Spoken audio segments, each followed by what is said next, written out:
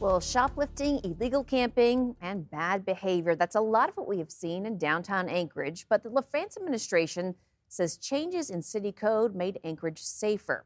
In a press conference, Anchorage Police Chief Sean Case talked about increased arrests for people who shoplift, as well as other efforts to stop illegal camping, bad behavior in public places as well. But both the chief and the mayor agreed on one thing: jail time is not the solution for every crime.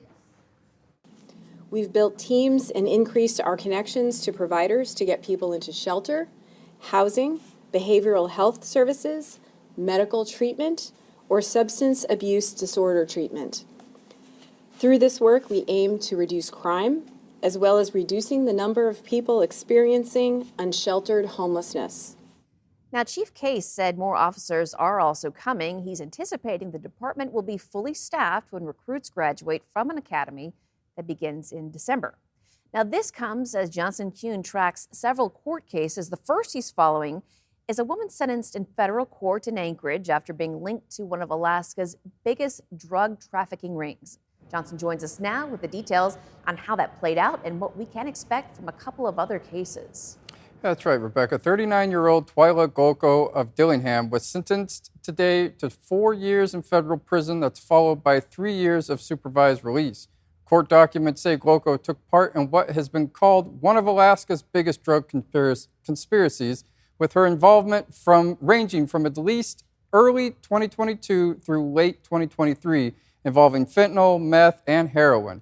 With Twyla Gloko now sentenced, the broader case continues to work its way through federal court, with many other defendants still facing charges.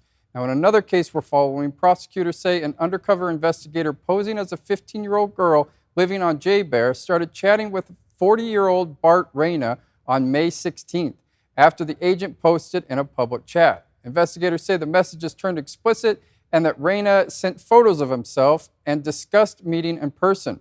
Court documents say Reyna was arrested on May 21st while in the process of following through with that meeting. A continued detention hearing is scheduled for Friday at 1 p.m. in Anchorage. And lastly, 20-year-old Matthew Hunter Chapman is accused in a string of crimes in the Mat-Su, including stealing a pickup, trying to break into a Wasilla ammo business, and later shooting and burning the truck, according to an Alaska State Trooper affidavit. Chapman faces first-degree robbery plus multiple theft, burglary, arson, and weapons charges.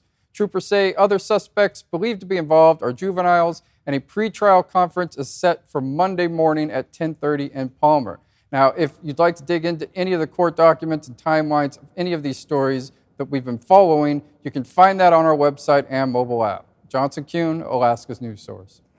Well, in the race for Alaska's next governor, former Senate Minority Leader Tom Begich announced his running mate today in Fairbanks. Begich's pick is Julia Hnilicka, a former USDA State Director for Rural Development.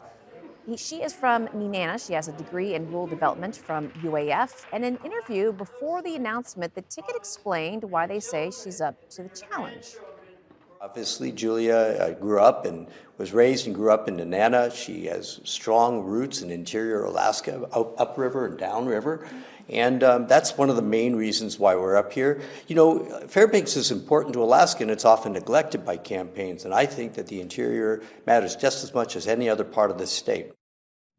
Now, 17 people have announced they are running for governor. 6 have announced lieutenant governors. For more on the story and the state of the race, visit our website and our mobile app.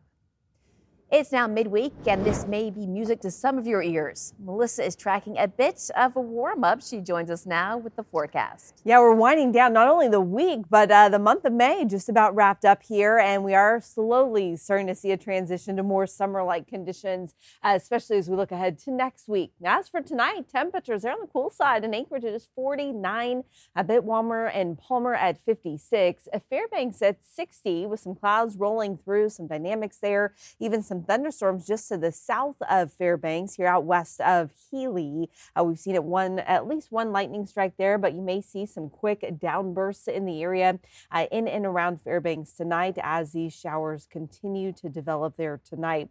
We still have that area of low pressure parked out across the southwest corner of the state. That is bringing the onshore flow into south central and southeast, where showers will continue, especially for the coastal areas tonight and tomorrow morning. We'll see that quickly tapering off, though. Nice sunshine for your Thursday afternoon into Friday before we see a few quick showers moving south across South Central late Friday into early Saturday morning.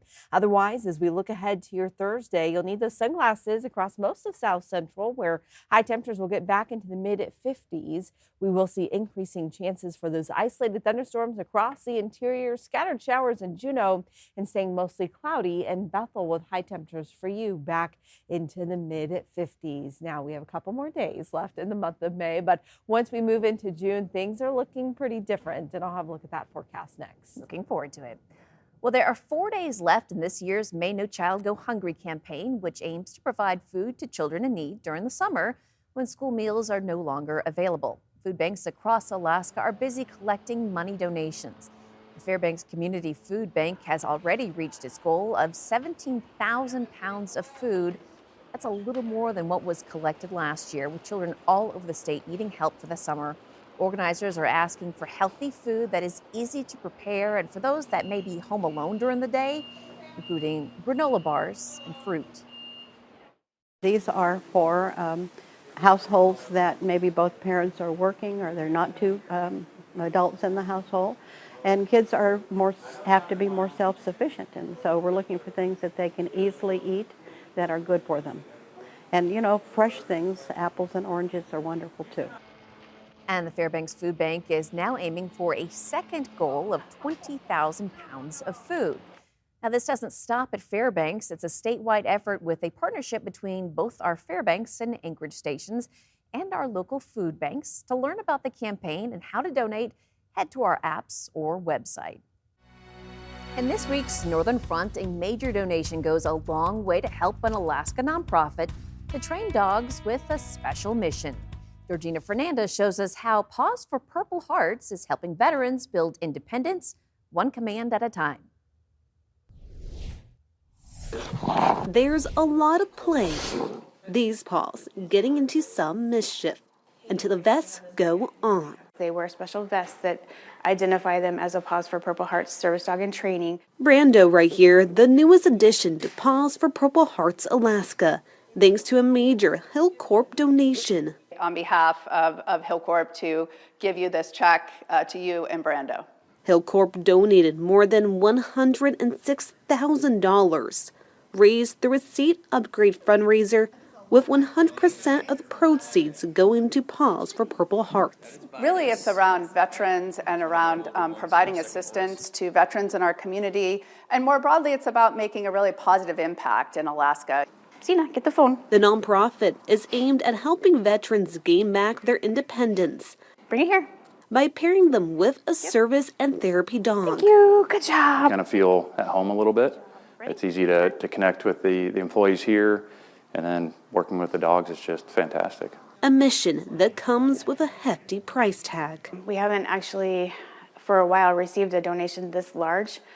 The average cost for us to train one of these service dogs for 2 years is about $40,000 to $45,000. Training like this, teaching dogs how to grab medication from the fridge Right here.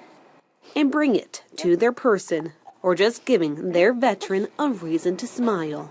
Thank you. Good job. You know, it was nice to lighten the mood. It makes you happy. It makes you feel like you're wanted in a way that you can't really feel from humans because they don't judge you or know your past or anything. These paws leaving lasting paw prints on the heart. They always seem to have a smile on their face. Even though you can't see it, they show it. So. Sure, that makes you smile then. Oh yeah, for sure. Little paws with big impacts. Georgina Fernandez, Alaska's news source. Thanks for listening. Click subscribe so you can get the latest podcast from Alaska's news source automatically. And stay up to date with breaking news and in-depth reporting available for free 24/7 with the Alaska's news source app.